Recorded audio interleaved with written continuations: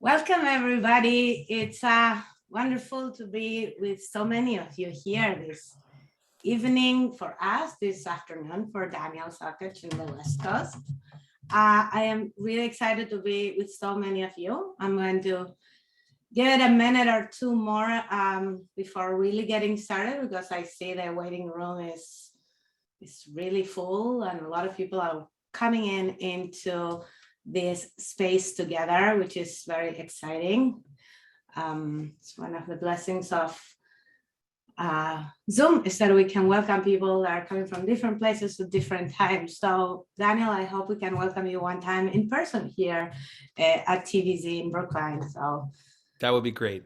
Yeah, so we'll give it a minute more for people to keep arriving and then we'll get started.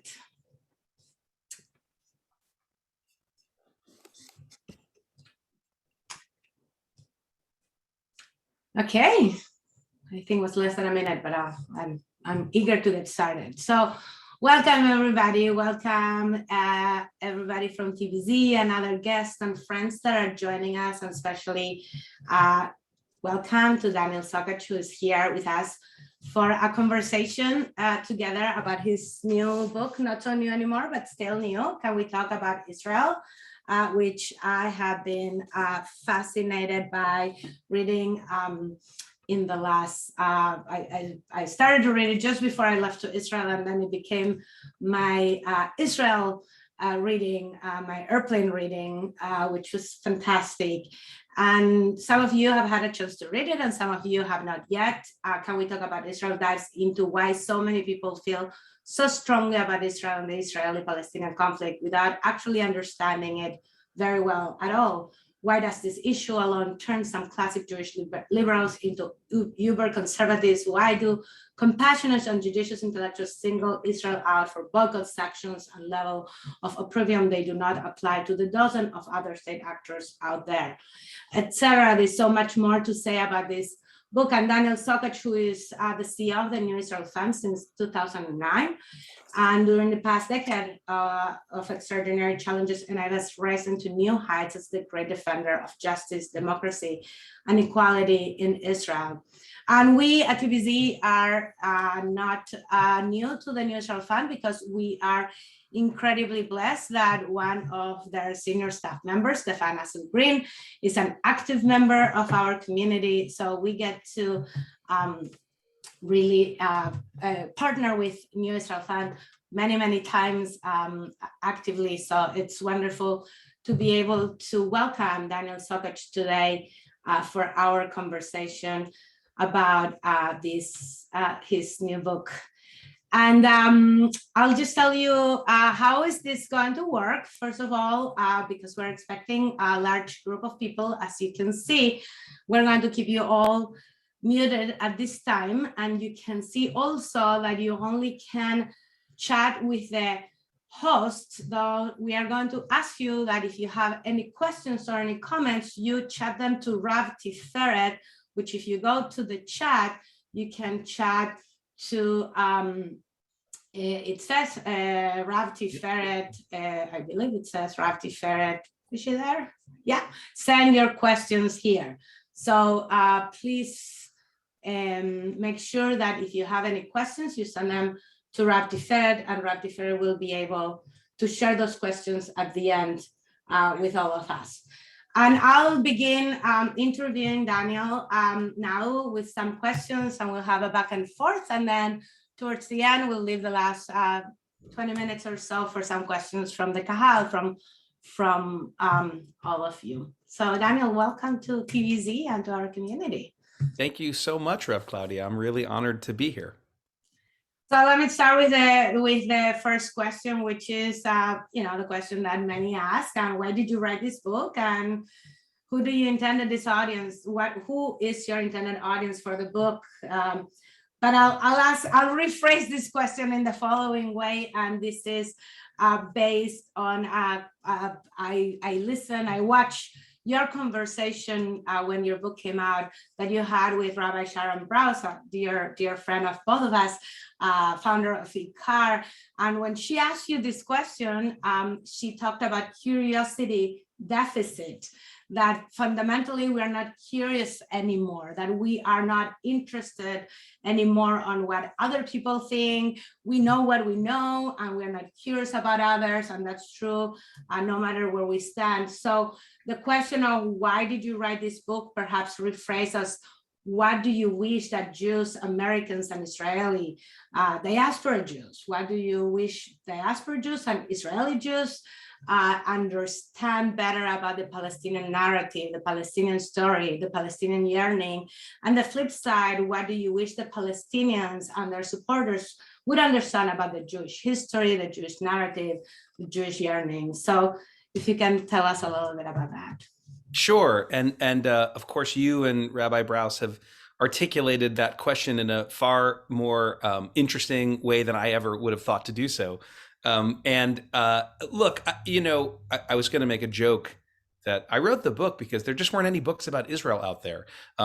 Right. And of course, why add another to the stack of books about Israel that are out there? And I have sort of a standard answer, which is an honest answer, like an accurate answer, which I'll put to the side for a minute and try to answer your deeper question. Because at the end of the day, the reason I wrote the book was because over my 20 years of working in this field, 13 of them at the New Israel Fund as the CEO, I have seen, as I think many of us on this Zoom have seen, the discourse around Israel and around the conflict become more and more emotional, vituperative, political, and sometimes irrational. To the extent that I think that for many people, not only Jews, but also Jews, and not only young people, but especially young people, faced with the tenor and tone of the conversation, and frankly, the lack of productivity and accuracy in so many corners when it comes to this issue, and the high level of emotionalism, they're choosing to walk away, right? They don't want to have this conversation anymore. And that may be painful for us to recognize, but look around the Zooms and look at the studies that Gallup and Pew and others are putting out, and you can see that the relationship of the American Jewish community writ large, but especially young people, when it comes to Israel, is increasingly defined by a vector of drift and disaffiliation. And that concerns me. It concerns me as the head of NIF. It concerns me as someone who's been wildly in love with Israel since I first went there when I was 16 years old. And it concerns me as an American and a human being, because I don't think it's a good thing, but I do think it's an understandable thing. And so I wrote the book not only for Jews and the Jewish community, but really for all who are curious, confused, and conflicted. The subtitle is not a throwaway. That's truly, and I consider myself, by the way, one of those people. Also people who are caring and compassionate. To your specific question, what I hope for readers of the book who come from, you asked about Jews and Palestinians, and I guess I would extend that to include others who see themselves as curious, confused, and conflicted, specifically for American Jews and maybe for Israelis. Although, I didn't write the book for them. That's someone else's job, I think. But for my own community, I would hope that if nothing else, the book makes clear two things, one of which I don't think should elicit much controversy, some of which might, but we're all friends and we're having an honest conversation. And the first thing is, I think it's important for American Jews to understand that Palestinians, the other party, there are many parties, but to simplify this, the other major party to the conflict in the way that we usually talk about it, have what they feel to be totally legitimate and deeply historical and emotional connections to this place. And it may be, some of us may be on the edge of our seat right now, ready to try to prove that that's not so. That connection is not real, or that history is not legitimate. But what I hope people will draw from the book is the following. Even if that's the case, and I do not for a second agree that that's the case, I believe that both parties to this conflict have legitimate and real connections to this place. Both parties to the conflict have real, deeply felt histories of trauma and pain. And both parties to this conflict deserve, as it were, a fair shake at having the kind of lives that all of us want to have. But even if you don't believe that, even if you believe that that the Palestinian connection has been manufactured, or as some say, there's no such thing as a Palestinian people, or as some say, Palestinians sort of, the people we call Palestinians today came from Saudi Arabia 200 years ago, which is a thing that people say, which I will tell you is not true. But even if it is true, you are never going to convince Palestinian people who have lived in that place for generations that they don't have a real connection to that place. And so that's something that I hope American Jewish readers who are not particularly familiar with that narrative, with their story, with their culture, with their history and their connection and their real trauma, that we will accept as something that is real, that is truly felt and can't be ignored or swept under the rug, or most importantly, argued away, right? The second thing that's slightly more controversial, well, maybe I'll come back to that. For Palestinian, I don't think there are going to be a lot of Palestinian readers of the book either, although there have been some, and it's always gratifying to see, or interesting at least to see those reactions. I hope they will recognize exactly the same thing in the inverse. And there's a chapter in the book, it's the first chapter in the second part of the book, right? The book is structured, part one really is a deep dive into the history and an attempt with a very clear admission of my own perspective and biases, an attempt to sort of familiarize the reader with both of the narratives and claims to this place, spending a lot more time on the Jewish one, on the Israeli one, because that's my community. And as I write, I think that's a narrative for Americans that's most in need of re-examination and evolution, maybe.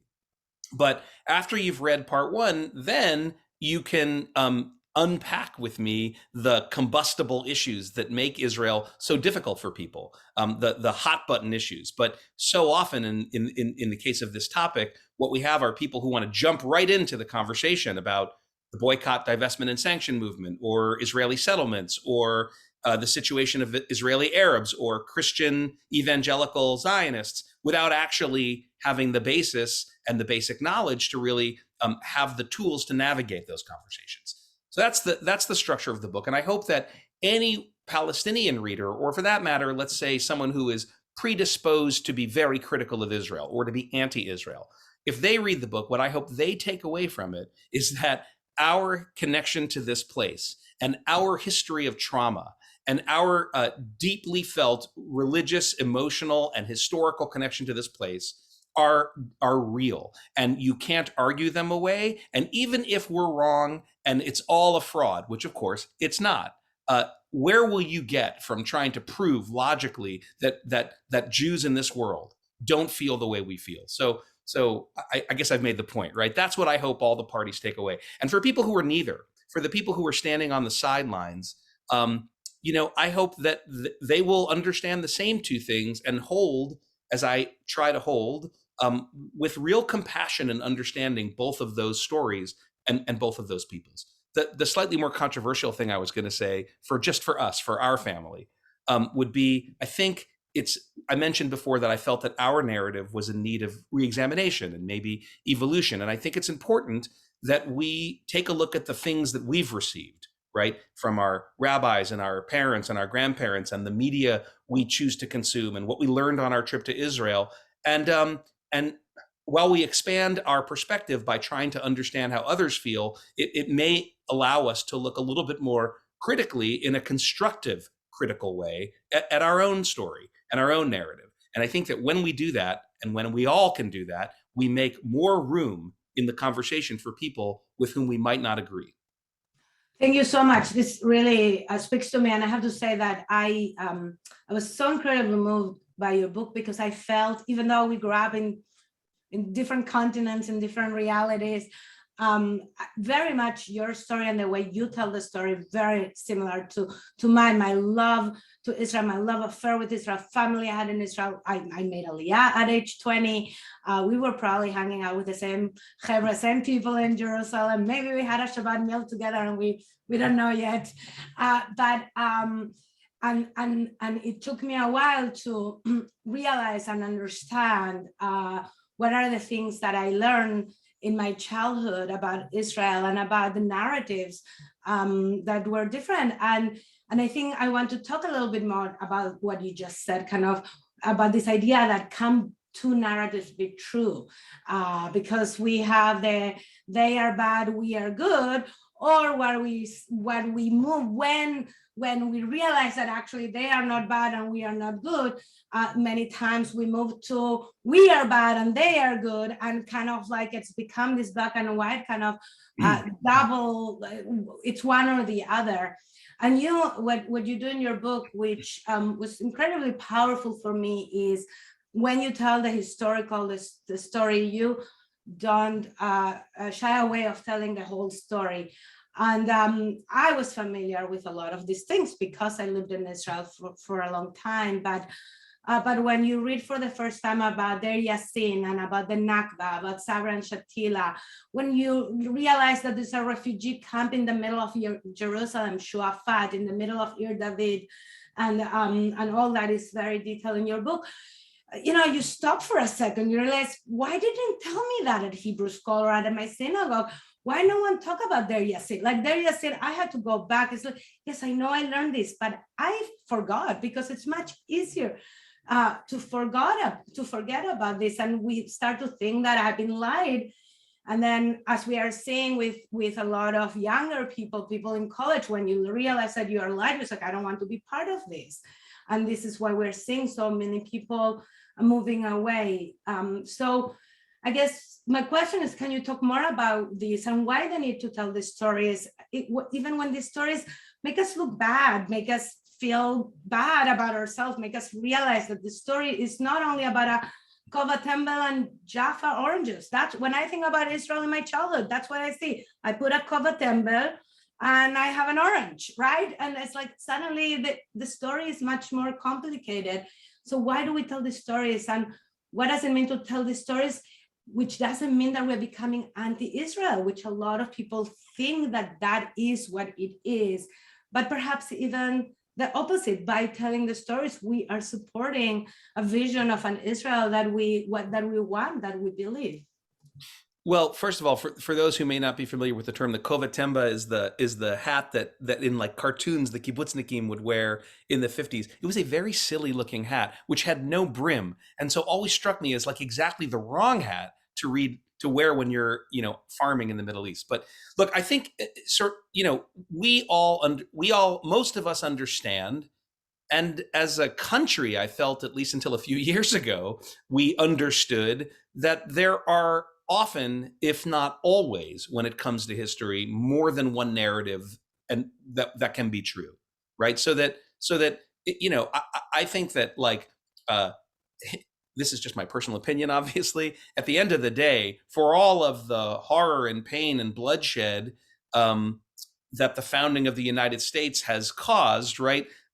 There has been real good that this country has done in the world, and it's an idea that has been challenged and maybe even betrayed since its beginning. But the ideas that are in the Bill of Rights, for example, are beautiful ideals that are worth defending. At the same time, right? It is true that people kind of had that idea that they wanted to create a refuge. Well, they also wanted to create a refuge that excluded people who had different color skins or who were not men. And we practiced something like I say we, and most of us, our families weren't here, but now we are. There was the near genocide of every native person who lived in this continent when we arrived, not to mention centuries of chattel slavery. So all of those things are true. And the same country that does all those things helps to save the world, in the middle of the 20th century. So all of those things can be true. And I think that the kaleidoscopic reality of history and narratives is something that most of us take for granted. As I said, we've seen a strange turn in our own country, but for most of us on this Zoom, this is, as we say in Hebrew, muvan melav. It's beyond obvious that can be true. And yet it's very difficult for us to apply it to Israel sometimes. And I think there are a lot of reasons why that have to do with the reasons why Israel is such an emotional minefield for so many people, for so many different reasons, right? For us, for Jews, I think it's pretty understandable. It was within the lifetime of people on this Zoom today, right? That there was an attempt to murder every Jew in Europe and beyond. So the notion of an existential threat to the Jewish people, or a monstrous genocidal anti-Semitism that threatened the existence of the Jewish people, is not like a distant memory. We don't have to go back to the Inquisition, right? It happened within the memory of people on our Zoom today. So I understand, and really, and by the way, like, that's what makes me a person who believes that for all of the pain and bloodshed and injustice that the establishment of the state of Israel has resulted in for people, at the end of the day, it was a necessary thing, right? For the Jewish people to survive. But just that little description there, which all of us are totally familiar with, whether we agree or don't agree with what I just said, I think is indicative of why this is so challenging, and why we feel that if we question Israel, if we criticize Israel, and even if we tell the truth about Israeli history, we will somehow delegitimize or make untenable Israel's very existence or survival. Now, I don't believe that that's real, that fear. I believe the fear is real. I don't believe the threat is real, but I understand and empathize with the fear. Now, for some people, it may be that they just absolutely refuse to believe that Israel could have done those things. But that's unfortunate. That's like the people in our country who just don't want to believe that the things that I just mentioned happened in our own history. I'm not sure how much talking there is to do with those people, but many people in our community just aren't educated. They're unaware of it. And therein I see, a real problem and a real challenge. And you touched on an example I use in the book. And this is sort of a trope that I've used for years when I speak to groups, right? And I say, when Rav Claudia, when you and I went to college, as different as our experiences were, this is a theoretical, because I went to Brandeis University, where I assure you what I'm about to describe did not happen, at least not the way that I'm going to describe it. But, friends who are my age would go to college, and they would then see a group of Muslim or Palestinian students or sympathizers to the Palestinian cause demonstrating, right? They would see them hoisting placards with pictures in black and white of something terrible, bodies on the ground. And they would say, "What's that?" And they would be told, "That's the Deir Yassin massacre, where Zionist terrorists murdered 100 or 200 innocent men, women, and children in the village of Deir Yassin on the outskirts of Jerusalem." And the reaction when we were in college, given what we had learned, was, well, that can't be true, right? Or if it's true, it's got to be so far from the truth that as to render what you're telling me irrelevant. And for most of us, unless you went to Brandeis or you were a Middle Eastern studies major, you'd kind of move on and forget about that and chalk it up as just another salvo in the information wars that went on about Israel. Well, with the advent of the internet, everything has changed. And when my daughter went to college 2 years ago, well, really, she ended up on college this year because the first year was a miserable year at home, but you know what I mean. And she sees these demonstrations, and she sees the placard, or and she goes to the internet and she types in Deir Yassin, and you know what she finds? She finds that that's exactly what happened, and we didn't tell the story, or we didn't tell it honestly. And so she feels, a lot of kids, again, not my kid, she's my kid, so she knew this already. But young people feel, why didn't you tell me this? You whitewashed it. You told me that Israel was David and the other side was Goliath, and now I read that Jewish militiamen massacred old men, women, and children. And if we had told the story of the terrible thing that happened at Deir Yassin, what we could have told those kids is this did happen. And in its wake, people like Albert Einstein and Hannah Arendt raised a protest in the Jewish world, condemning the militias that did this, which, by the way, were led by future prime ministers of the state of Israel, Yitzhak Shamir and Menachem Begin. And we could teach them that David Ben-Gurion, the George Washington of Israel, was so disgusted by the massacre at Deir Yassin that it sort of prompted the final consolidation of all military force at that point, when Israel was being established under central command of the Haganah, later IDF, and of how he ordered a young commander, whose, by the way, his name was Yitzhak Rabin, to fire on a boat waiting to dock in Tel Aviv, in the port of Tel Aviv, carrying arms for one of those militant groups, which we would today call a terrorist group, resulting, he sunk the boat, killed some of these Irgun soldiers. So that story about how, at the risk of a Jewish civil war, Ben-Gurion and the leadership of the nascent state right, smashed an ultra right-wing rebellion that threatened the whole enterprise.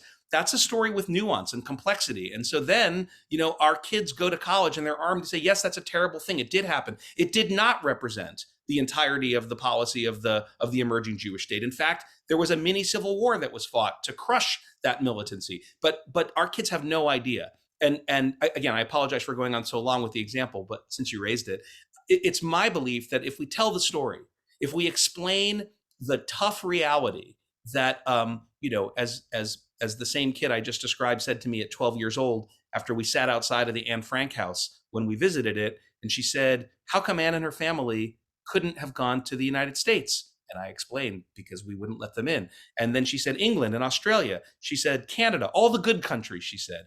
And when I explained, brokenhearted, that's not how history worked.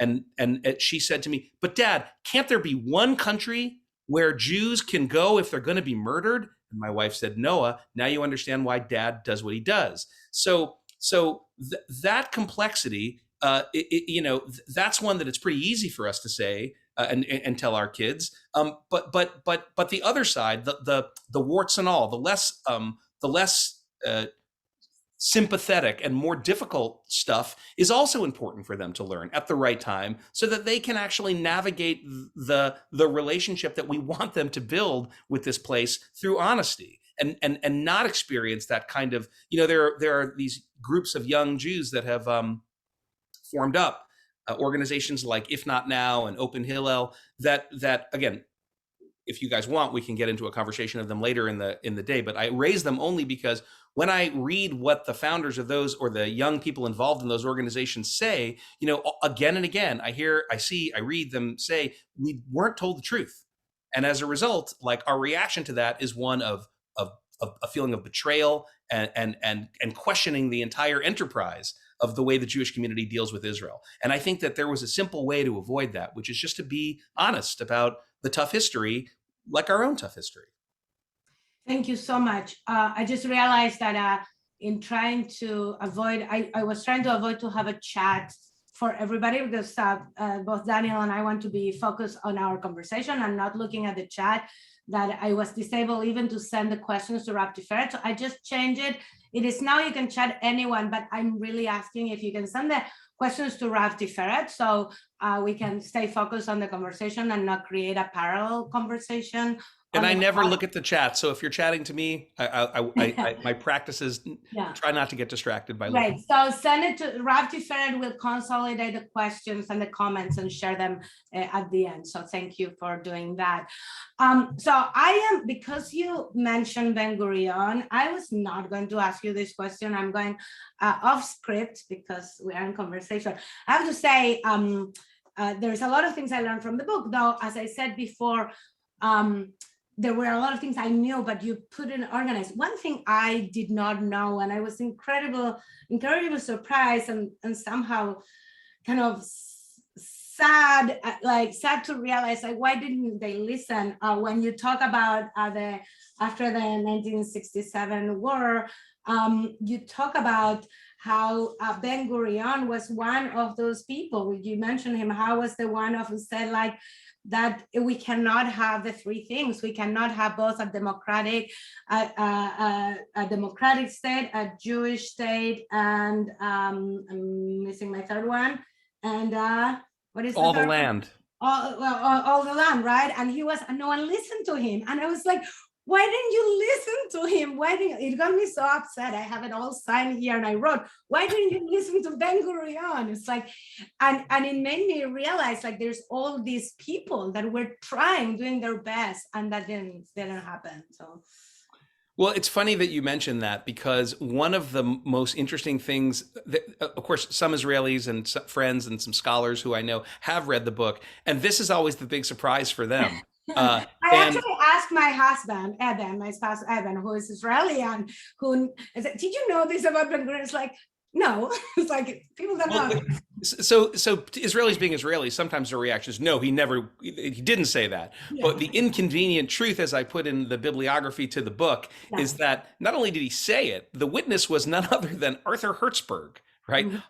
Great American Jewish scholar, author of the Zionist idea, one of the most important sort of historians and thinkers about Israel in sort of American Jewish history, and I put in the bibliography so everyone can look at it themselves. Hertzberg, a reference to Hertzberg's article in the New York Review of Books where he tells this story, and the story, for those of you who haven't read it, or aren't going to go look at the article, is that in September of 1967, Ben Gurion, of course, the founding father of Israel, emerges from self-imposed exile. It's stable care, his kibbutz in the Negev. After he was done serving as prime minister, he sort of vanished, thinking that was the appropriate thing to do. And he went to speak at a think tank in Jerusalem that was having a conversation about what now. Israel, of course, delivered from the terrible and terrifying danger before 67, finds itself in possession of, or at least in control of, all this territory, right? The West Bank and East Jerusalem and the Golan and Gaza and the Sinai, 3 times the size of pre-67 Israel. And amidst the ecstasy and the celebration, Ben Gurion kind of issues a Jeremiad, and he says, look, you have to give it back. And he says, even if there's no one to give it back to, we got to get out of there. By the way, except, he said, East Jerusalem and the Golan Heights. I will just say, for the sake of interesting argument later, this was before Israel had annexed and unilaterally expanded the boundaries of East Jerusalem. But in September 67, he said we shouldn't give back the old city and we shouldn't give back the Golan Heights. Which is pretty interesting, especially when it comes to the Golan and maybe prescient. But he said the rest we have to give it back, and I described the choice he gives as Ben Gurion's triangle. He didn't say that, but he said, look, we can keep this territory. But if we annex it and extend citizenship to people in it, then ultimately they will vote us into a country that is not Israel. And he says if we keep the territory and we don't give them the vote, we can't do that. That's non-democratic. Or as I comment in the book, there is a word for that political arrangement, but it isn't a Hebrew or Arabic or English word. It's an Afrikaans word. Right, for when you control territory, but and by the way, it's been 55 years now, but you don't extend basic civil rights or the franchise to the people in that territory. And he said, so the third choice is the only one for us. We can't control these people. Now, every prime minister who has sat in Ben Gurion's proverbial chair since Rabin, with the exception of what is Biden called, the former guy. And we don't know about the current prime minister. He's a work in progress. Has essentially come to the same conclusion that Ben Gurion came to in 67, including, sort of shockingly, none other than Ariel Sharon himself, the architect of the settlement enterprise, as Minister of Agriculture and later Housing, the guy who sort of came up with the plan for how they were going to expand under Likud control after 77, the settlement enterprise. Even Sharon ended up saying, as prime minister, we got to get out. And it was Sharon who led the Knesset in 2003. You can have all of it recorded. I'll stand by all of my statements. Sharon actually said to the Knesset, as he prepared them for what he was going to do, he said, you may not like the word occupation, but that's what this is. And he used the Hebrew word kibush. There's no question about what that word means in Hebrew. It only means one thing.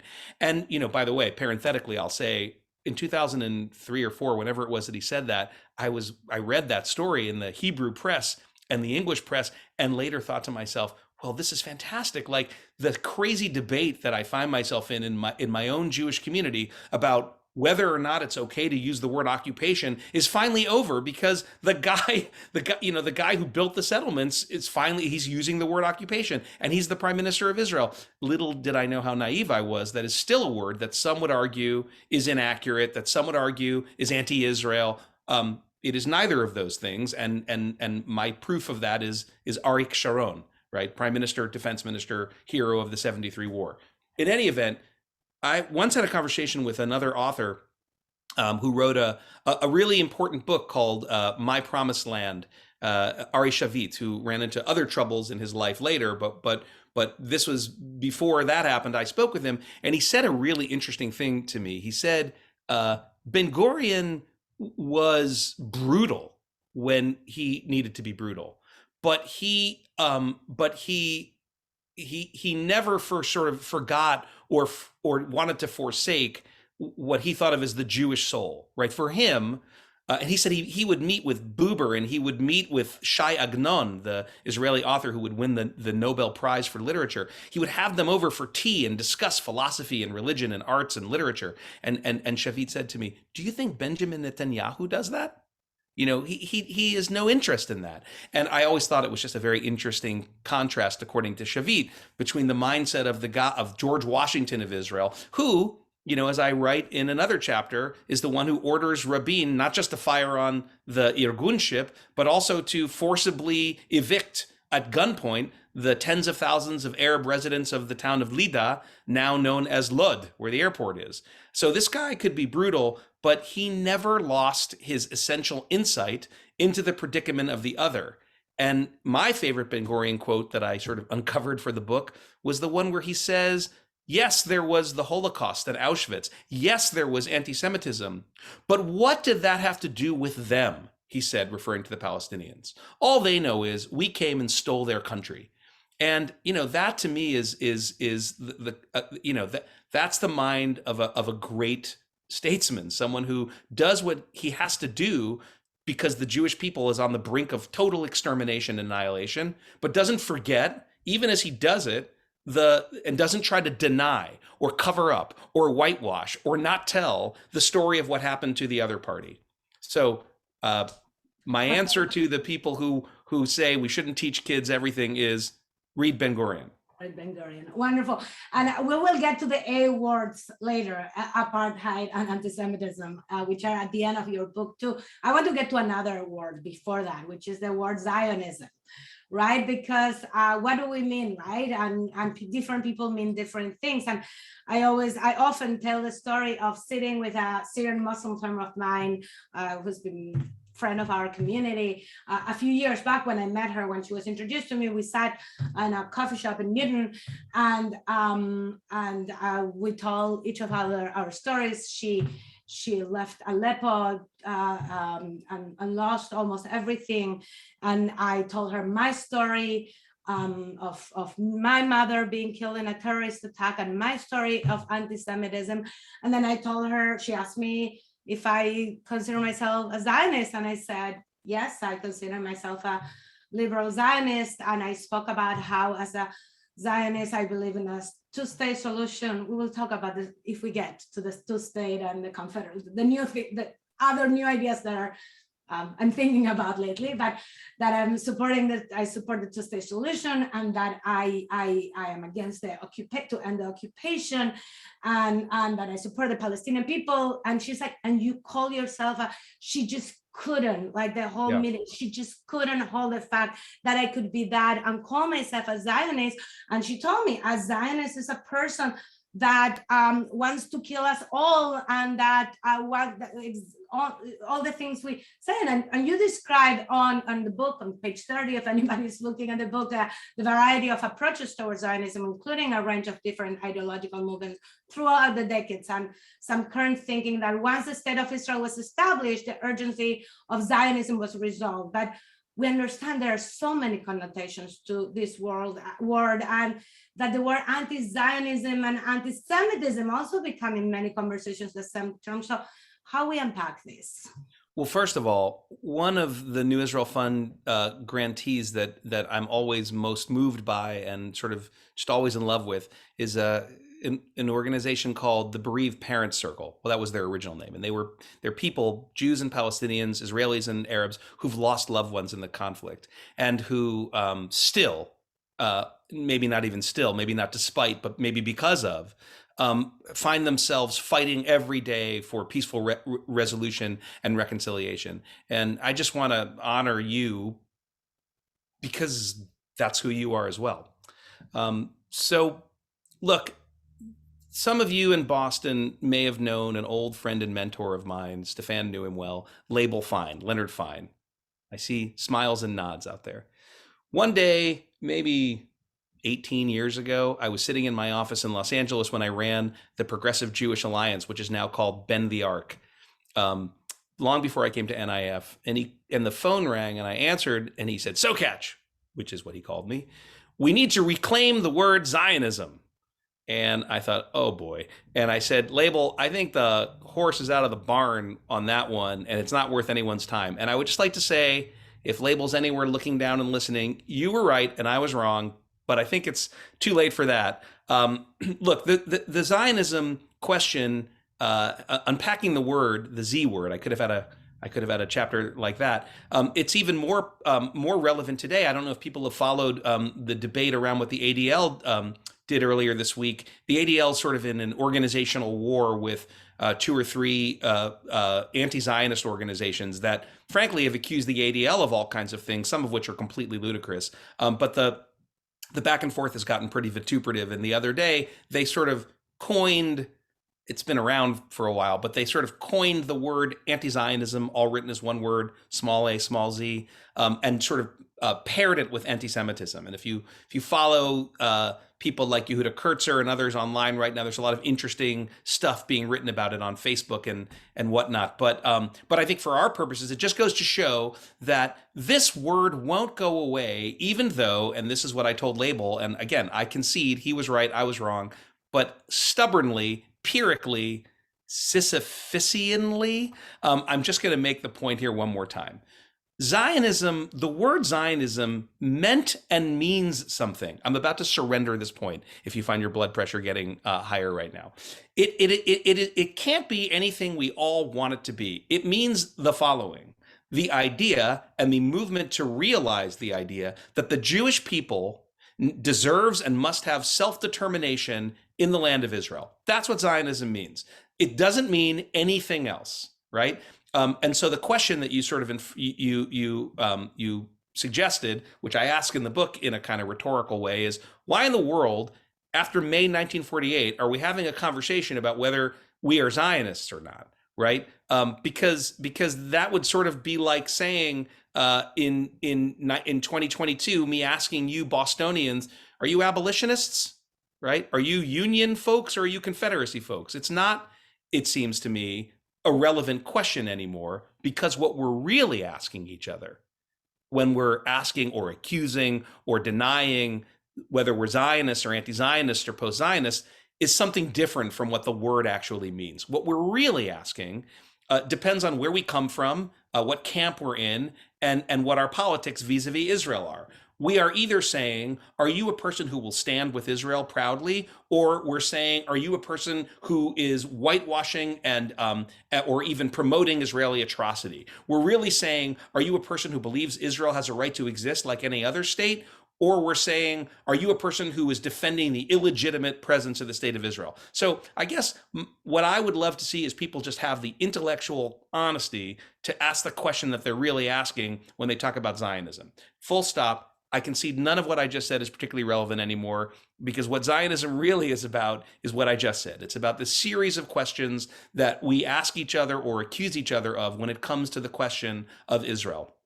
And there, what I try to do in the book, as you say, is I try to sketch out actually what Zionism was because that word, that definition, that simple definition, was interpreted in many different ways by many different groups of Jews, right? And so there were different kinds of Zionism. They all meant the same thing. And note I said self-determination. I didn't say that Zionism meant that there had to be a Jewish state, because there were some Zionists who didn't really think that much about whether there should be a state. One of those people, right, was Ahad Ha'am. There was a point in an early Zionist thinker who said, as a San Franciscan, I always loved this quote, "We will make of our ancient promised land a new California." And at a certain point, another one was Theodor Herzl. Despite his essay being titled Der Judenstaat, the Jewish state, when he said state, he didn't necessarily mean a nation state the way we think of it, right? In the 1880s, he meant we could have happily been a part of some other empire where there was Jewish autonomy. But what was required was self-determination for the Jewish people, the ability to be in charge of our fate and future in whatever political context, because of the existential threat that the Zionists quite correctly assessed in Europe. So, but understanding that that's no longer what the debate is about, what I say when people ask me, am I a Zionist? And I write this in the book, right? I would say, Yes, I'm a Zionist if by what you mean is A, that founding idea, and B, the vision that's put forward in Israel's founding Declaration of Independence, that Israel is meant to be by its founders a place of refuge and homeland for the Jewish people, a place, as the document itself says in Hebrew, for the ingathering of the exiles, and a place that assures total equality to all of its citizens, regardless of race, religion, ethnicity, or gender. And for those, I've done a lot of these talks over the last 6 months, and some wiseacre always writes in the chat, gender, I don't think so, but go look at the Declaration of Independence, because there it is. They use the word sex in the English translation, but they were pretty progressive, enlightened thinkers, those framers of the Declaration of Independence, because they do include gender. You will not be discriminated against by virtue of your gender. And by the way, in my second parenthetical of the night, basograim, as we say in Hebrew, that description of the Declaration of Independence's 13th and 14th paragraphs could be the mission statement of the New Israel Fund. That's what we exist to preserve and promote and secure. Thank you so much. So now I want to move, people at TVZ know me to say my favorite part, which is like always every favorite part. Like I always have my favorite, every week is my favorite part, show my favorite story. So I would say one of my favorite parts of your book was the part that every picture tells a story, where you tell the story of this picture from Life magazine that you got, that shows a handsome soldier cooling off in Egyptian waters, and the shattering of this idealization of the IDF and of this soldier.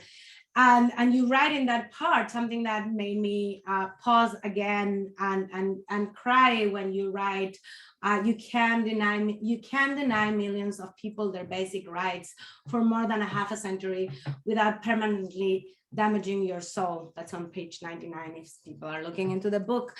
And it reminded me of my work when I lived in Israel as a new rabbi ordained by Machon Shechter, and my first job was at Noam, of the youth movement of the Masorti movement, and part of my job was working with the Nachal, with the kids, I call them kids, they're 18 years old, who were in the army, and they will spend their weekends in Kibbutz Torah. So I will go once a month down to Kibbutz Torah to spend the weekend with all these soldiers, where they will start with their youth movement, and I was their rabbi, and we will studying some Torah texts and eat and sing and celebrate Shabbat, and they were exhausted and starving. And I remember doing some teachings with them where I brought some teachings from the book of Joshua about kibush, about the Joshua coming to the land of Canaan and the conquering of the land, and we were looking at the values of this, of what does it mean to come into war with values, and we were talking about the values of that we, even in moments of, and this is during the Second Intifada, so how to uphold the values that we believe at Masorti, Noam, conservative young Jews, even when we are in moments of danger as defenders of the state of Israel. And one kid looked at me and said, Baba Claudia, that's what they call me, not Rav Claudia, we're exhausted. We don't sleep, we don't eat. I'll do my best when I check someone not to get a terrorist into the green line. But I might be mean to them because I am tired, I'm exhausted, and I forget my values when I haven't slept and eaten, and it's on me all the pressure to make sure that there will be not another bombing in the center of Jerusalem where you work, where the office is. And I was speechless. I had nothing to say. I said, yeah, like I had really very little to say. And I always remember that as a recognition of holding both the fact that how I stand personally in my views against occupation and the things that the state of Israel and the IDF does, and then recognizing that these kids, I know these kids right now, these kids, the ones that I told the story, it's more than 20 years ago, but the kids now are the children of my close friends. They're my niece is now at Sinan, and my nephew is going to be in the IDF very soon, like this. I know they're parents. So when I pray for the soldiers of Israel, I always am holding this tension between, it's like, I don't want to pray for an army that continues the occupation and is doing that. I want to pray for the army because I know their names. I know who these kids are. And it's a very hard thing to hold. So can you talk about this shattering of the idealization and how we hold this? Well, there's sort of two ways I feel that we can answer that or address the question that you ask, and one of them is really sort of a geopolitical, clinical, cold answer, which everything in me is programmed not to do, but rather address it from a different kind of a place, which is really what that chapter that you refer to is about. So I'm going to try to do both, but I'll not follow my own advice and say the quick clinical thing first, which is, of course, there is nothing in international law that says that a country can't occupy territory, and quite the contrary. In fact, it's funny because we call it the occupation, the kibush. But we, up until half a year ago, occupied Afghanistan for decades, and we occupied for many, many more decades Germany and Japan. There are still U.S. bases in those places, and that's because of World War II. So there's nothing that says, again, quite the contrary, that that a conquering power can't occupy a country until or territory until peace is assured in that territory. What is violative of international law, and by international law, I'll be very specific. I mean the Fourth Geneva Conventions, to which Israel, as well as most other countries in the world, are signatories, which say that you cannot move your civilian population into territory that you conquer during warfare, right? This is one of the reasons why we are watching with such horror, right, what's happening. Nor can you move people out, nor can you move people who were living in that territory out when you've conquered it. And that's part of the horror that we're seeing in Ukraine, as we hear about almost 1 million people who have chosen to go to Russia from Mariupol and the surrounding areas. That's a violation of international law, right? It is true that might makes right too often. And so in 2014, Russia just occupied parts of Ukraine, but now we're seeing the horrible result, the whirlwind that's being reaped by what's happening. The fact is, that's how countries behaved all the time until World War II, when the newly established international order said you can't do that anymore. Might can't make right. You have to protect the rights of small countries. So we talk about the occupation and those young soldiers. And by the way, it's my nieces and nephews as well, and cousins as well. And I love them and I sympathize with them. And most of them kind of feel how I do about the conflict, but they still have to serve, and they also have to protect Israel. But what are they doing? Are they protecting Israel from suicide bombers who are crossing in? Or are they doing that and maintaining a settlement enterprise that's been built over 55 years, where now there are over 700,000 Israeli Jewish citizens who have moved or have been moved into communities that are intended to be permanent communities, right? If you've seen not just Ma'ale Adumim, which is one of the largest settlements right between Jerusalem and Jordan, but way out there, Ariel, in the northern West Bank, what some Israelis will call Shomron or Samaria, which former Prime Minister Ehud Olmert, who also, as I said earlier, converted from being a Likud hawk to being a guy who was a desperately firm believer in the two-state solution, he said one of the things that eluded him as Prime Minister was, what do you do about Ariel? Because it's nowhere near the border of the Green Line of Israel. So the hard thing to say, it's clinical, it's going to offend some people's sensibilities, is those sweet kids, what exactly are they doing in their army service? And in one sense, they are doing what they said and trying to keep suicide bombers from coming into Jerusalem, and Israel has to do that and will always have to do that. But what they're also doing is facilitating the lives of 700,000 Israeli citizens, all of whom are Jewish, who are living in territory that not even Israel has annexed and claimed to be sovereign Israel. The exception there is that they have annexed East Jerusalem. So, but that is not an annexation that's recognized by any country on earth. With the exception of the 4 years of the Trump administration, the United States called the settlement enterprise an obstacle to peace. We call it that again now. And the rest of the world says it's illegal. We said that also, by the way, up to the Reagan administration when we stopped talking about law. So that's clinical difficult answer number one. Now here comes the chapter, right? And for those of you who want to look at the picture, you can't really see it. It's a Life magazine picture.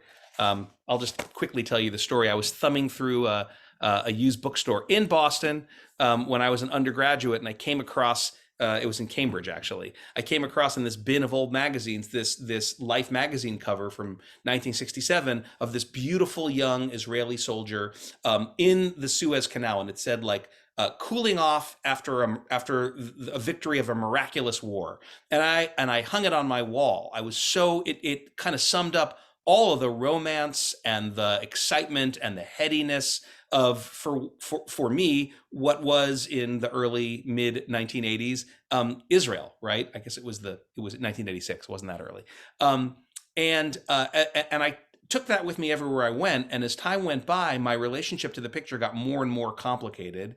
And I stopped seeing it as, by the time I was at NIF, it was much more, I still hung it on my office wall, but it was difficult for me to explain and understand the emotion it provoked in me at that point, because where once it had been everything I loved about Israel, I now couldn't help look at it and see it was a snapshot of the exact moment when Israel sort of lost its innocence and began this occupation and settlement enterprise that, in my opinion, is the deepest existential threat to the democratic future of Israel that I want to see.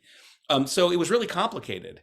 And one day, a friend of mine who at the time ran Israel's largest civil rights organization and our flagship grantee, the Association for Civil Rights in Israel, but before that had run the Jerusalem Open House, an LGBTQ organization that NIF supports in Israel, came to my office in San Francisco, and he looked at it and he looked at me and he said, "You have that picture on the wall?" And I said, "Well, yeah." And I sort of explained my complicated relationship to the picture. He sort of thought, and he's an astrophysicist, by the way. He's like one of the smartest people I've ever met, but he doesn't like show his emotions to you, right? And he sort of, he said. And a few weeks later, I got a package in the mail, and in it was a print by a photograph by an Israeli photographer and artist called Adi Ness, who reimagines these kind of ideas of Israeli masculinity and military masculinity in this wonderfully subversive homoerotic milieu. So there is a picture next to so that picture's still on my wall, but next to it is this Adi Ness photo, which shows the same kind of young soldier in the Suez, but he's sort of frolicking with these other handsome young soldiers. And what I love about the picture, and why I put it in the book, and why I think it's the long answer to your question, Rav Claudia, like, how do we hold this? Because today, being Israeli and understanding Israel is kaleidoscopic, and there is no one narrative. And in a way, it like the second picture made my relationship to the first picture feel okay. Like, it's ambiguous. It is both this beautiful moment of innocence and salvation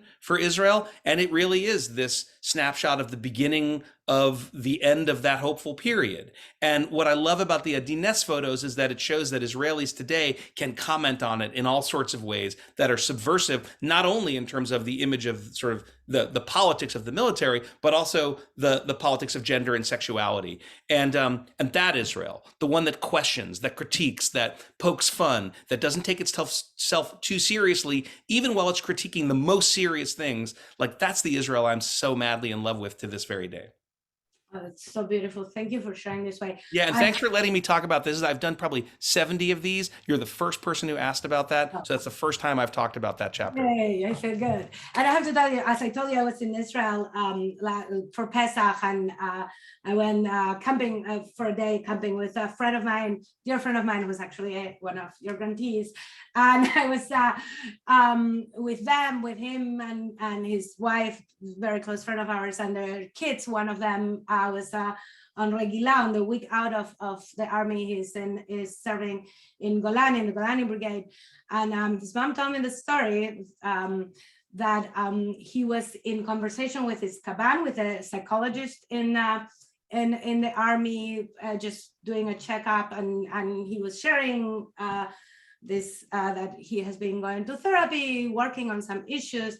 And then he also shared that he is a Smolani, that it's a left, really his family is very actively left in a lot of activism in Israel. And the Kaban, the psychologist in the army, said, you can share with your friends that you have been doing some therapy, just don't share that you're a Smolani. And it broke my heart. It just broke my heart to realize that the army was telling this kid, be careful, like totally okay to talk about your mental health struggles, but it could be dangerous if you talk about how the politics of your family are.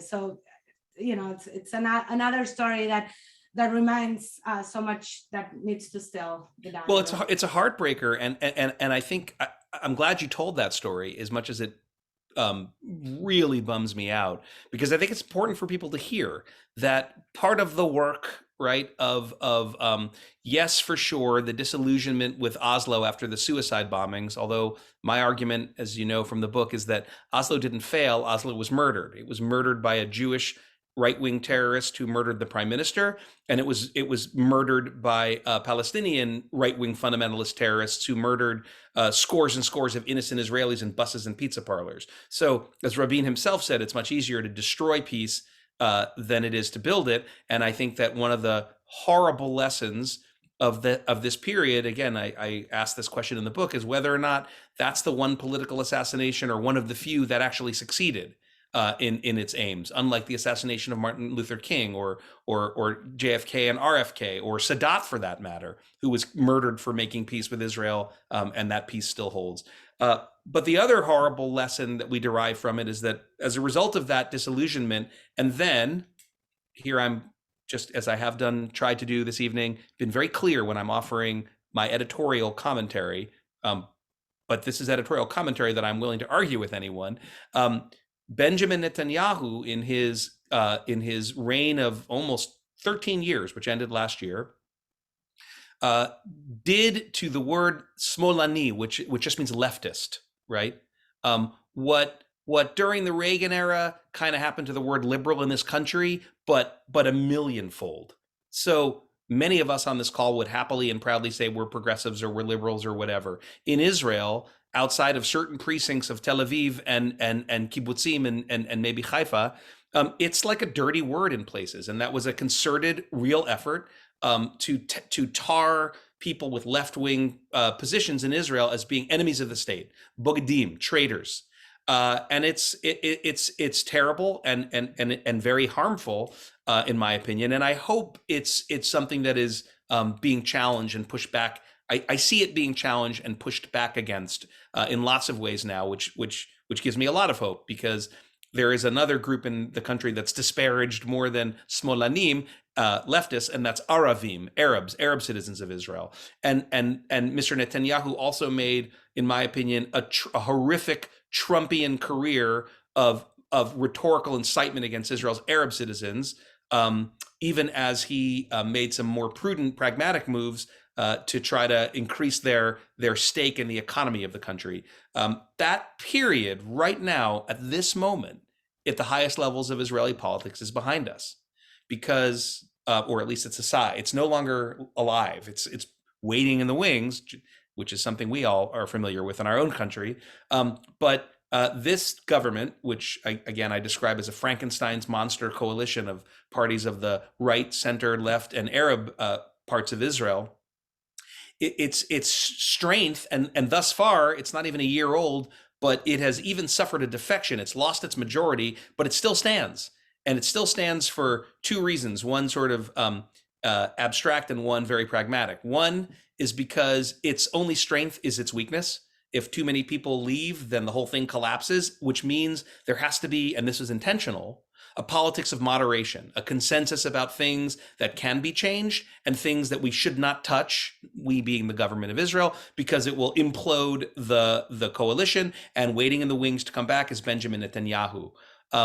The other pragmatic reason why it's still up is because even though it lost its majority, when an ultra right-wing member of Prime Minister Bennett's I keep saying right wing, but that's what the party's called. His party, which is translated would be right wing or the right. One of the MKs left after enormous pressure from Netanyahu and her husband to have her bolt the coalition. So why didn't it fall? Because now the coalition no longer has 61 seats. It only had a 1-seat majority. So how come it's still around?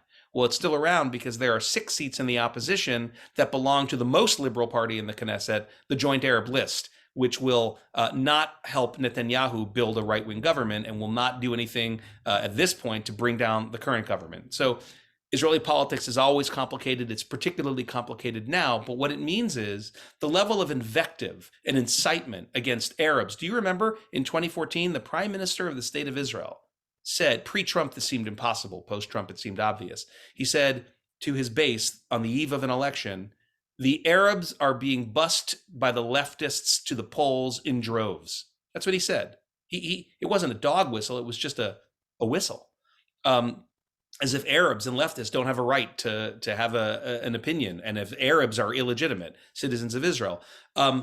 That is over for now. The current government doesn't do it, and it can't do it. Whether it's disposed in some of its leadership to do it is irrelevant. Right now, they have each other in an embrace that requires that there not be that kind of provocation.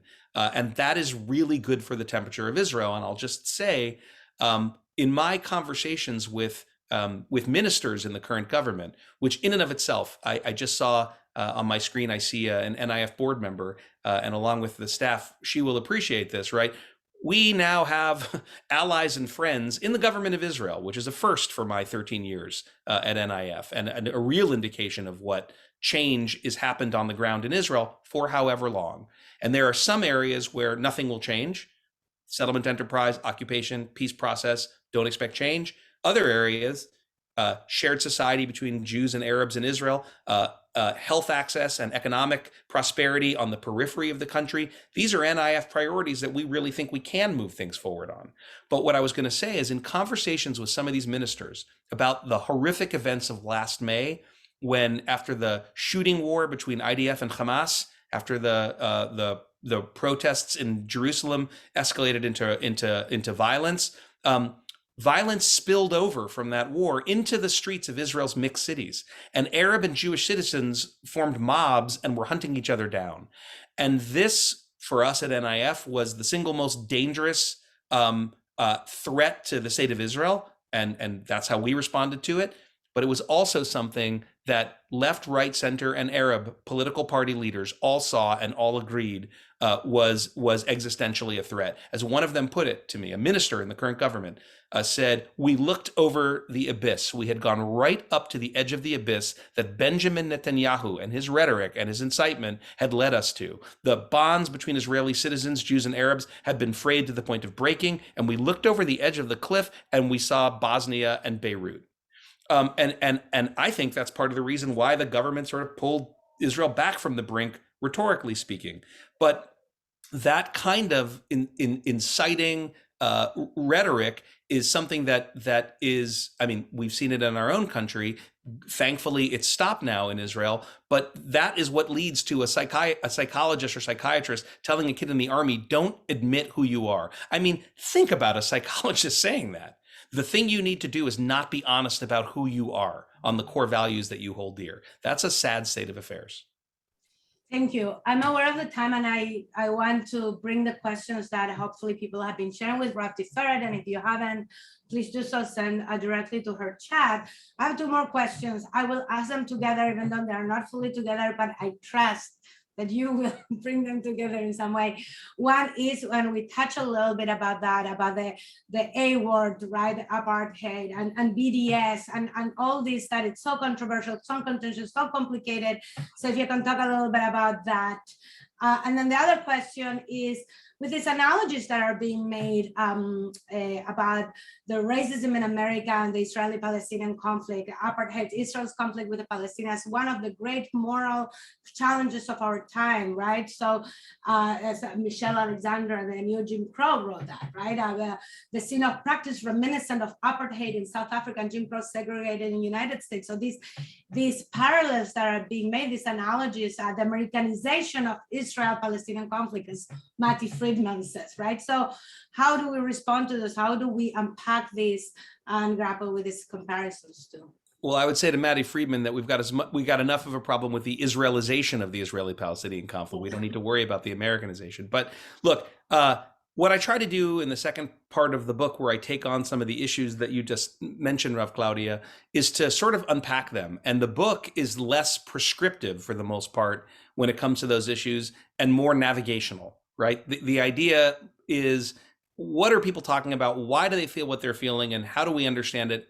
In essence, in most cases, not all, trying to let the reader come to her or his own conclusion without me sort of telling you what you should think. In some cases, I think in most cases, I do say what I think, but I try not to be too heavy-handed there.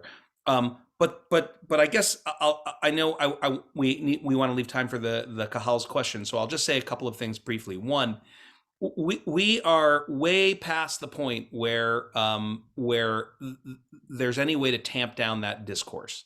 Now, some of it, and that's why I have a chapter about anti-Semitism and Israel, or when does criticism of Israel become anti-Semitic, which is, I think, a better question than is criticism of Israel anti-Semitic, because the answer to that is obviously, in my opinion, no, except when it is. So then, how do you figure it out? And I there offer the wisdom of Rabbi Jill Jacobs, who has written extensively about this, and I let her sort of take the microphone in that chapter a bit to sort of help us navigate when that's the case. The same thing with the boycott, divestment, and sanctions movement.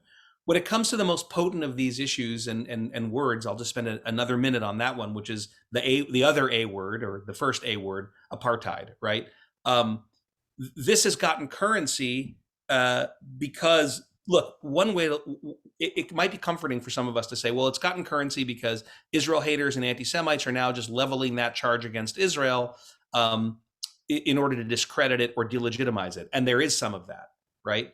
All the way back in the early 70s or the mid 70s, the UN passed and then later recanted on its Zionism equals racism platform. But there's more to the story than that. And the hard truth is, of course, the discourse around apartheid now is more nuanced in some circles, and it now has a legal dimension to it, right? It's Israeli human rights organizations who have written papers concluding that what is happening in the West Bank is like apartheid by the definition of the two international treaties against apartheid as a war crime or a crime against humanity. That is to say, not an analogy to South Africa, but just the name of an international crime that is codified in two treaties, most recently one in 1988 or 89, and in the Rome Statute that formed the International Criminal Court, which defined the crime of apartheid. And there are three elements to that crime. This was not constructed with Israel in mind back when they were thinking about this.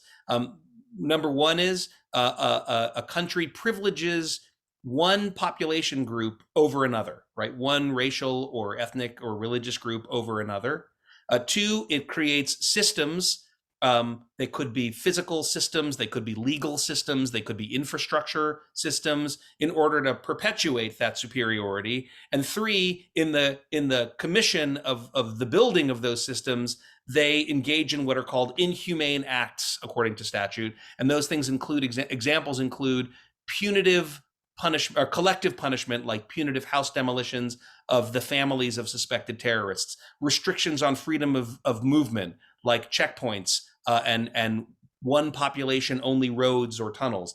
Now, these organizations have concluded that Israel is committing whatever you want to call that crime in the West Bank. And some international human rights organizations, most notably Human Rights Watch, has agreed with that. Some have gone further, like Amnesty International, which, by the way, is in it's in a fight with its local Israeli affiliate, which says we agree with the finding by the human rights organization Yesh Din, an Israeli legal human rights organization, that says we, Israel, are committing the crime of apartheid in the West Bank, but not what the parent organization Amnesty International says.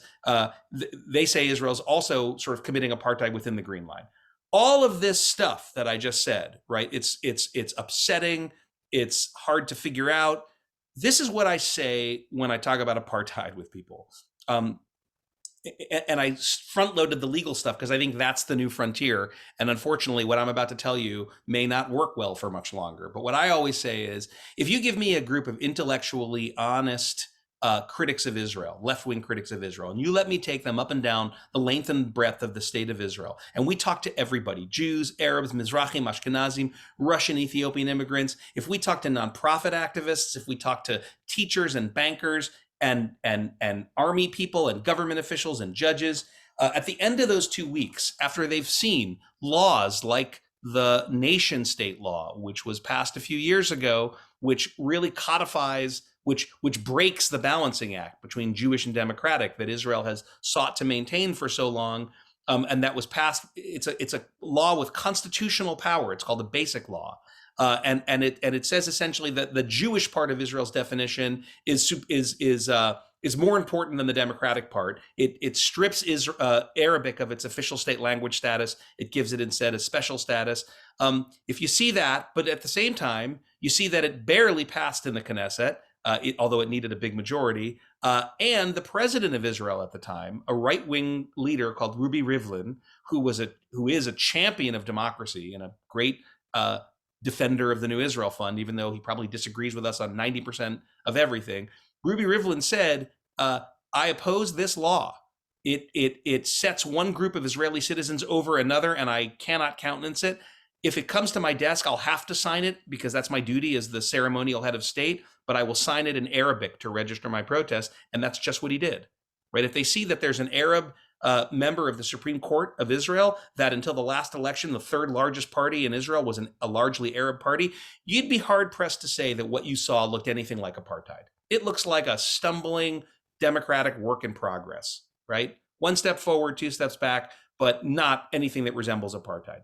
If you give me a similarly intellectually honest group of right-wing defenders of Israel, and you let me take them up and down the length and breadth of the occupied West Bank, and we talk to Palestinians, 2.5 million of whom live amongst 700,000 Israeli settlers, and we talk to settlers, and we talk to IDF and civil administration folks, if we see the checkpoints, not only between the West Bank and Israel proper, like you described, Rav Claudia, but also the checkpoints between various Palestinian population centers where the IDF gets to decide who travels from Ramallah to Jenin or to Hebron and who gets to go into Jordan from the West Bank. If we see that Israel it controls directly over 60% of the territory in Area C, and that Palestinians who live in Area C are tried in military courts, while Israelis who are living in a country that is a territory that isn't Israel are tried in civil courts, where Palestinians can't run for Knesset and can't vote for the Knesset, but the Israelis who live in those settlements can.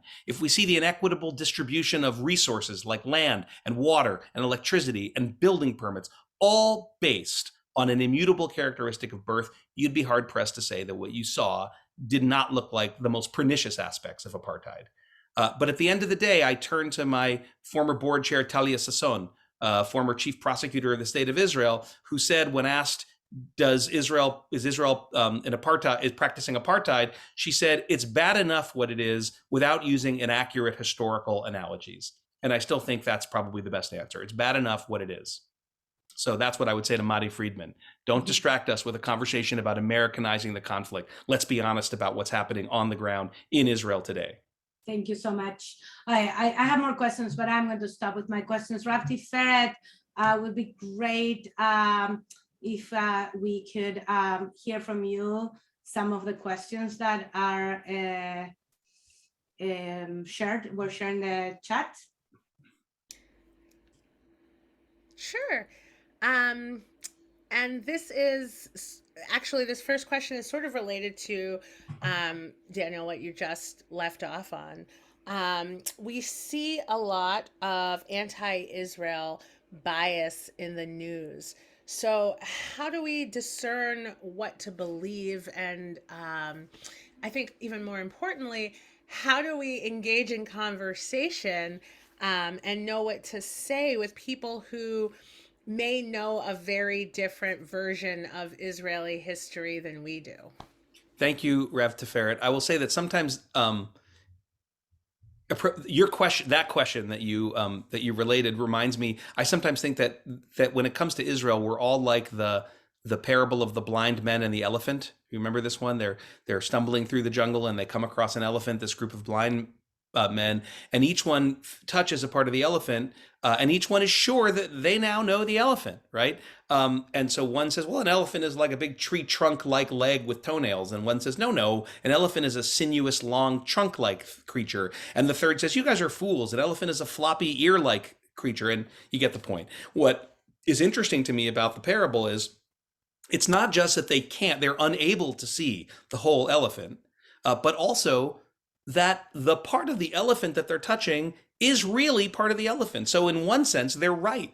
What they're feeling is an elephant. They're just not feeling or seeing the whole elephant. And I think Israel's like that. And so what I always say to people is, look, I have a bibliography in the book specifically aimed at trying to give people all kinds of resources to read. I would say, if you don't read Hebrew, then if you want to try to if you're looking for unbiased news sources, good luck. But as a rule of thumb, I think that news sources, and some of you may really disagree with me here, when it comes to Israel and the Palestinians, when you see news sources that are vigorously derided by extreme folks on both sides, when the people from Camera, which is sort of a Jewish community media watch group, which I would argue is an extremely biased, ultra right-wing resource, and folks from the Students for Justice in Palestine, which I think is the same on the other side, when they're telling you don't read the New York Times, don't listen to the NPR, don't read the Washington Post, you got a pretty good sense that those are probably okay places to go to find what's happening in the region. I would also strongly recommend that people look at Haaretz, which is Israel's leading daily newspaper. It's got a liberal editorial slant, and you have to pay the paywall to read it, but it's worth it, and it's worth supporting.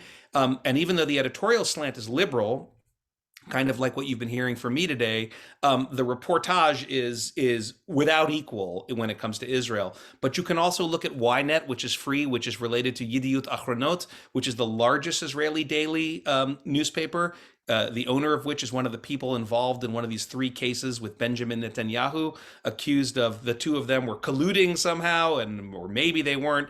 If you read Haaretz, you can dispense with any of that. And the other one, which I think is frankly not at the same level of quality, but has a lot of integrity and is interesting and trying hard, is Times of Israel, which is purely English language, which it tries to be very responsible, which has all kinds of, which covers the country and the region in a pretty smart way. I'd also urge you, no one can shout at me because you're all muted, but look at Al Jazeera, because that is an important perspective. There's also good reportage in Al Jazeera. It is a responsible news organ. You will not agree with all of its editorial content, but frankly, I do not subscribe to the belief that the BBC is anti-Semitic or even anti-Israel. I just think it's very critical of Israel, and sometimes its editorial policy seems to be simplistic to me. But Al Jazeera rarely does. It's more nuanced even than some European news sources. So that's just some tachlis suggestions of where you can inform yourself from places that I believe are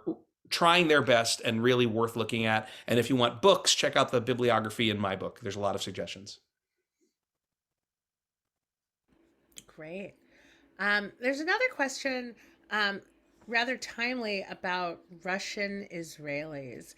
And if you have anything to say about Russian Israelis who seem to be more right-wing, who are getting their news from RT or like parroting Putin, is there a way to reach that population? And yeah, what do you have to say about that? Yeah, this has been something that at NIF we've thought about for a long time, way before the situation with Ukraine. And in it lies one of the great ironies of the entire history of the state of Israel. Because when Rav Claudia was talking about her sweet young friend who was told not to admit that he was Smolani, one of the things I didn't say out loud, because probably we all get it, but I'll say it out loud now, is the country was founded by Smolanim. the founding generation of Israel, some of, they were different kinds of Smolanim, but they were socialists. They were labor Zionists from Ben Gurion to Rabin. They might have been terribly hawkish when it came to military matters, but on sort of political, economic, the spectrum that we talk about right and left, when it comes to democratic socialism, that's who those guys were. So that the fact that you can't say that out loud now is a real irony. But another irony, a smaller one, but a big one still, is that in the early mid 90s, when the mass of Aliyah from the former Soviet Union landed in Israel, there was an assumption. I lived in Israel at the time, so I got to have a firsthand seat in watching this happen. There was an assumption that they were going to be like the founders. I mean, it was not an examined assumption, but like we all kind of thought, oh my gosh, like an influx of 1 million, Russian Jews who are going to be like, the previous. Well, that was not true, because these are people who grew up for over 70 years with no example other than Soviet totalitarianism or post-Soviet, what we now see is, I was going to call it neo-autocracy, but just plain old autocracy. And so they moved to Israel and they voted right. Critically, in the first election where numbers of them voted, they didn't. They voted left. They voted for Rabin and not Shamir. But in every election since then, they have mostly tracked to the right, even forming political parties, the most prominent of which is led by Avigdor Lieberman, who is currently the finance minister, but who was a defense minister and a foreign minister in previous iterations, into sort of a secular hard right-wing party. So that's Exhibit A. Exhibit B is young Russian Israelis, that is to say, dor v'chetzi, as they often call themselves, like a generation and a half. They vote like other people their age do in Israel. So many of them vote right wing, because a lot of young Israelis vote right wing now. That's another interesting thing. People 50 and above are much more likely to be centrists and liberals than people under 50 in Israel. But they vote like other Israelis vote. And so we've asked ourselves this question a lot about how do you reach them and what does it even mean to reach them? We have supported efforts to try to create news sources and sort of other information sources that are not RT, right? That are not kind of like hardline pro-Putin Russian sources.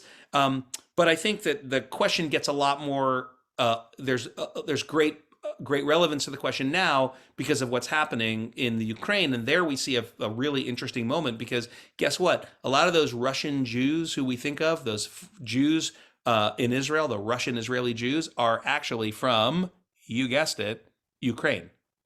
So our director in Israel, Mickey Gitzin, his parents, he was born in Israel, but his parents came just a couple of years before he was born from the FSU, and he's a Russian Jew or a Russian Israeli, or he's the next generation. They're Russian Israelis. Well, I didn't really think about it until March, and I said, wait, where exactly did your family come from? He said, we're Ukrainian. So there's a lot of complexity in Israel.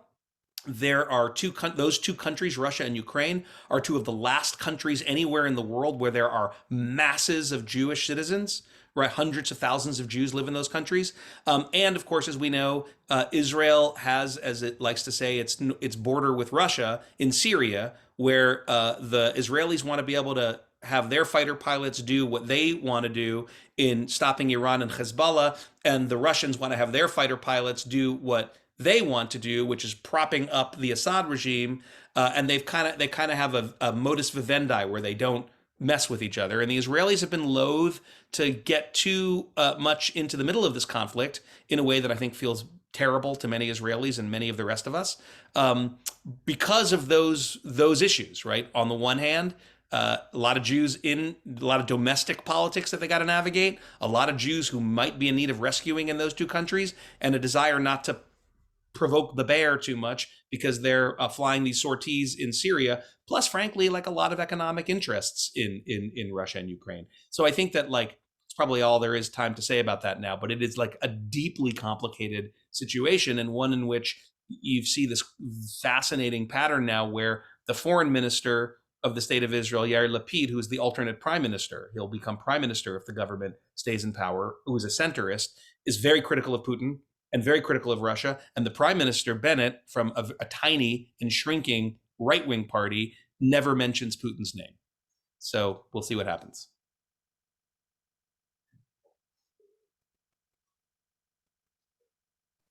Rav, you have another question more? I do. I'll just read these last two questions together. There's one that's sort of related to what you were just speaking about, which is about Israel's safety and existential threats like from Iran and Syria, etc. And then another question that at the beginning of our conversation tonight, you said that both sides feel strongly and sincerely believe that they have a historical connection and right to Israel, and that no amount of logical argument would convince them otherwise. The writer believes, you said. And also that both sides have a lot of trauma and emotional involvement and were unlikely to change their minds. So given all that, where does that leave us? And what's the purpose of talking to each other and hearing each other's stories if either side is unlikely to change their minds? That's a great question. And by the way, I hope the listeners understand that, or those of us participating, I'm not suggesting that there is a logical argument to try to convince Jews or Palestinians that their history isn't their history and their feelings aren't their feelings. I'm saying that even if that was the case, you wouldn't be able to do it. But look, I'll answer. Well, let me try to answer the first question first, because I think the second question can let us end on a glimmer of hope, maybe. The first question, I guess, is simple, which is that Israel faces tremendous threats. And if I were the prime minister of Israel, I would absolutely take them seriously and act accordingly. One threat that Israel faces that is largely of its own making is the instability internally caused by the settlement enterprise. And some have argued that I center the settlement enterprise too much. But the reason I do that is because we can't, first of all, Israel has a lot more power than the Palestinians do in this conflict. And second of all, we can't help the Palestinians fix their own house. They're not listening to us. That's not certainly not what my job is. My day job is to help Israelis who are trying to fix their house, to trying to get their house in order. And there's a lot of blame to go around in this conflict. But one thing that Israel, I mentioned Ari Shavit earlier. Ari Shavit gave people like me a real rhetorical tool in his book, My Promised Land, even though he and I completely disagree with the outcome, which will be the segue to your second question. He writes essentially, let's say there it is. Thanks, Rav Claudia. Let's say Ari Shavit believes there's no real partner for peace. I'll tell you why he believes this in a minute and why I think it's not real. But he says, but even if there is no partner for peace, based on what I said 20 minutes ago about the difference between occupation and settlement enterprise and what the settlement enterprise is doing to further obviate any possibility of a two-state solution, he says, what possible logic can there be for Israel to build one more settlement, one more apartment and one more settlement? And I'm grateful for him for saying that, because that's Ari Shavit, who is, we don't share the same exact politics, but here's a centrist Israeli saying the same thing, right? Which is that it's what Ariel Sharon said. It's what Rabin and Peres and Olmert all came to realize, and Barak and Tzipi Livni, right? Which is that the settlement enterprise may have begun. There's a great book on it by Gershom Gorenberg. It's in the bibliography called The Accidental Empire, as sort of the army setting up outposts to make sure that Israel's security belt was widened from the pre-67 borders, but it quickly morphed into an ideological enterprise that's all about sort of settling that territory for Israel with Jews. And talk to most Israeli generals and intelligence people today, and they will tell you that, like in the age of an ICBM, it's not so important, right, whether you have 20 miles or 15 miles. And if the cost of that is permanent occupation of millions of people who are deprived rights in the franchise, that is a terribly destabilizing thing for Israel. So I guess my answer to that question is, there is no evidence that I've seen that is convincing that the settlement enterprise is doing anything to stabilize Israel. If Israel feels that it can't give the territory back, if people point to Gaza and say, look what happened, then maintain the army occupying the territory without the settlements, without moving your civilians in until you think there's a time for peace.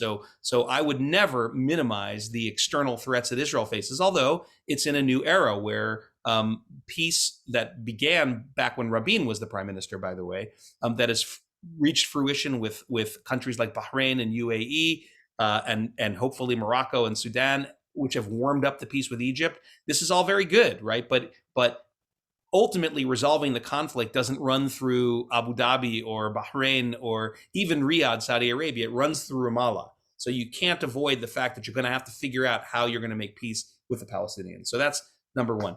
Number two, look, here's the thing. Just because both of the parties have these legitimate histories and traumas and connections doesn't mean that they can't compromise and resolve their conflict. In fact, no other geopolitical conflict that we can name has been devoid of those same characteristics, right? And Shavit says in his book, he says, we the Israelis, he says, we did perpetrate the Nakba, what the Palestinians call the catastrophe of 1948. We had to do it, he said, because if we hadn't thrown them out of their villages and homes, then there would have been no contiguous Jewish state. There would have been no Israel. So it's terrible, but we had to do it. We had no choice. And then he says, but they'll never forgive us for it because it really was a terrible thing we did. Therefore, there's no partner for peace. And I say, Ari Shavit, your grandparents came from the United Kingdom, right? And in, again, the lifetime of people on this call right now, the United Kingdom and France and Germany and Italy and Poland, right? As we look at a Europe at war again, we see the great hope for standing up against that as the EU and the NATO alliance. Who would have thought, right, 75 years later, that a millennium of bloodshed and horror in Europe would result in most of those big countries being part of the same economic unit and all of them being part of the North Atlantic Treaty Organization. So I don't buy for a second that the enmity that 120 years of conflict between Arab and Jew in Israel and Palestine, or whatever we want to call that territory, means that there's no hope for resolution or compromise. I don't buy it any more than I bought that there could be no end to apartheid in South Africa, or there could be no end to the Northern Ireland conflict, who, when Rav Claudia and I were in college, were the other two big ones. They could never be resolved. Those three will never be resolved. The two of them are a lot more resolved than they were. And we see in a Europe newly at war, the old adversaries of the Second World War and the First World War largely united. So I don't buy it. I don't buy that there's no hope because people are so fixed on their ideas. And the whole notion behind a two-state solution, right, was that you carve it up, you compromise it, like they did in Northern Ireland.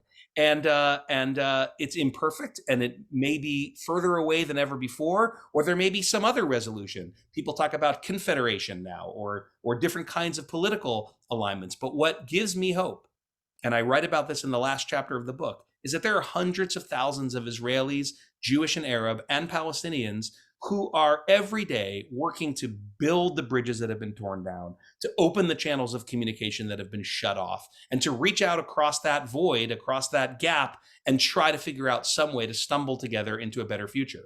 And if you can retain cynicism in the face of their efforts, you are a far tougher person than I am. Because ironically, when I feel blue, when I get down about the prospects, I go and immerse myself in the shetach, in the field, with New Israel Fund's grantees, and who are dealing with everything we just spent an hour and a half talking about every minute of every day, and who never flag and never give up hope. And if they don't give up hope, then what possible right do I have to give up hope that they can build a better future?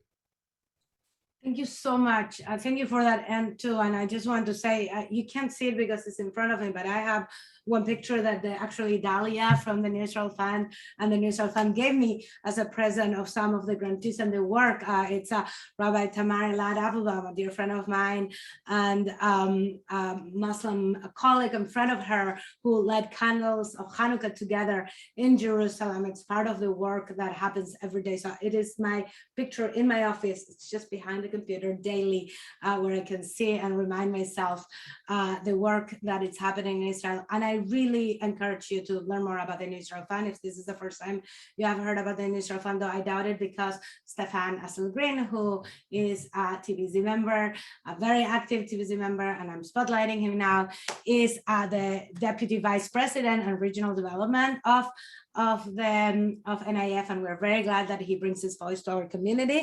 As Dalia, who is the New England Associate Regional Director, told us in the chat, and I will also spotlight her, here she is, told us anonymous donor gave us 5 books for TVZ members who would like to have it but cannot purchase it by themselves. Please email Stephanie at the office and we will have them for you. We'll be happy to share them with you.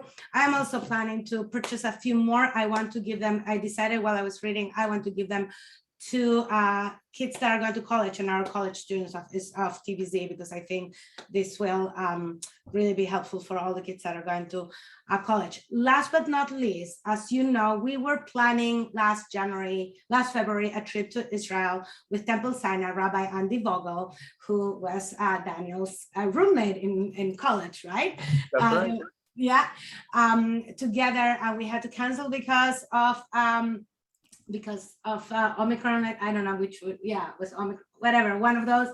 And we have just rescheduled for January 8th to 18th, 2023. And this is a multiple narrative trip that we're doing with Mejdi. And we will be actually visiting and meeting people from grantees on the field of New Israel Fund and meeting people there. So if you are interested, please let us know. We will be sending more information. So Daniel, just thank you so much for being here. I hope we can welcome you in person one time here at TVZ. Thank you all for being here, staying late.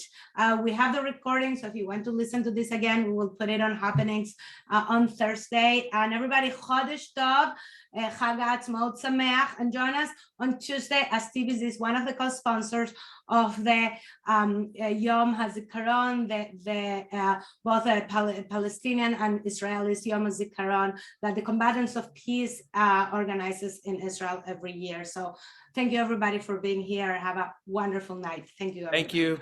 Thank you.